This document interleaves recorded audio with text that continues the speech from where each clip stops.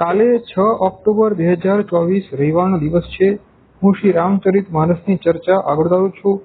ત્યારબાદ મેઘનાદે તેના પિતા રાવણને કહ્યું કે હે પિતાજી, હું કાલે યુદ્ધમાં મારા ઈષ્ટદેવે આપેલા બળ અને રથનો ઉપયોગ કરીશ અને તમે મારું પરાક્રમ જોજો. અને ત્યારબાદ સવાર પડી અને સવાર પડતાની સાથે જ વાનર અને રીંછની સેના એ લંકાના ચારે દરવાજા ઉપર આવીને ઊભી રહી અને બધા વાનરો અને રાક્ષસો વચ્ચે યુદ્ધ શરૂ થઈ ગયું. અને ત્યારબાદ મેઘનાદને જે રથ મળ્યો હતો તે રથમાં મેઘનાદ સવાર થયો અને મેઘનાદ આકાશમાં જતો રહ્યો. અને આકાશમાં જઈને મેઘનાદે અટ્ટહાસ્ય કર્યું અને ગર્જના કરી અને મેઘનાદને જોઈને વાનરોની સેના વ્યાકુળ થઈ ગઈ. અને મેઘનાદે ત્યારબાદ આકાશમાંથી શસ્ત્ર, અસ્ત્ર અને બાણો, પથ્થરોની વર્ષા કરી. આકાશની દશે દિશાઓ બાણોથી ઘેરાઈ ગઈ. જેવી રીતે મઘા નક્ષત્રમાં વાદળો ઘેરાતા હોય છે તેવી રીતે આકાશના દશે દિશાઓ એ બાણોથી ઘેરાઈ ગયા અને વાનરોની સેના વ્યાકુળ થઈ ઉઠી. મેઘનાદે જે પર્વતો હતા તે પર્વતોમાં બાણોથી તેણે પિંજરા બનાવી દીધા અને હુમલા અને મારો પકડોની અવાજ આવી રહી છે. હુમલા થઈ રહ્યા છે, પરંતુ હુમલા કોણ કરે છે તે દેખાતું નથી.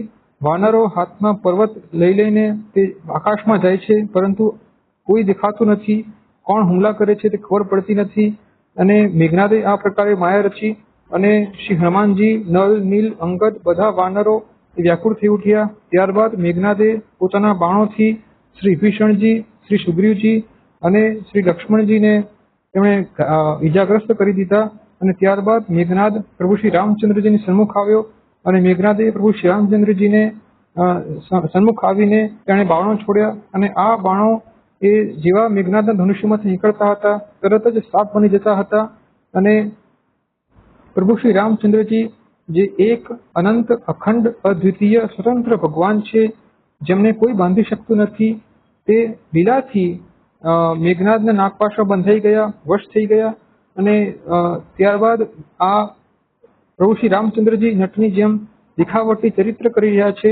અને શિવજી કહે છે કે હે ભવાની, પ્રભુ શ્રી રામચંદ્રજી જેમનું નામનું સ્મરણ કરીને જ મુનિઓ ભવસાગરને પાર કરી જાય છે, તે શું કદી કોઈના બંધનમાં આવી શકે તેમ છે?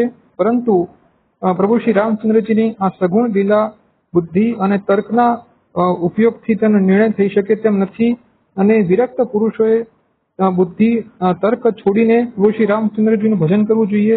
અને આ રીતે પ્રભુ શ્રી રામચંદ્રજી લીલાથી તે નાગપાશા બંધાઈ ગયા.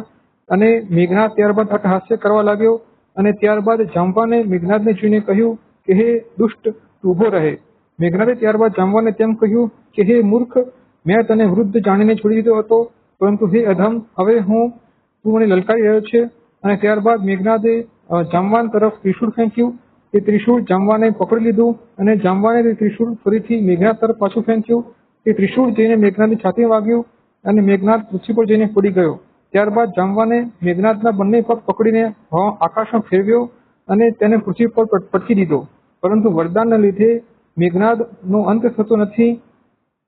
જાંબવાને ત્યારબાદ મેઘનાદના બંને પગ પકડીને લંકા તરફ ફેંકી દીધો. અને ત્યારબાદ નારદજી એક ગરુડને બોલાવી લાવ્યા અને ગરુડજીએ પ્રભુ શ્રી રામચંદ્રજીના જે નાગપાશ હતા તે બધા સાપોનો સંહાર કરી નાખ્યો. અને પ્રભુ શ્રી રામચંદ્રજી નાગપાશમાંથી મુક્ત થઈ ગયા. વાનરોની સેના હર્ષિત થઈ ઉઠી અને વાનરો ફરીથી પોતાના હાથમાં પર્વત અને વૃક્ષ લઈને તે ક્રોધિત થઈને નીકળી પડ્યા. અને વાનરોને આવતા જોઈને નિશાચરો ભાગી રહ્યા છે અને નિશાચરો એ લંકાના કિલ્લાઓ ચઢીને લંકાની અંદર જવા લાગ્યા.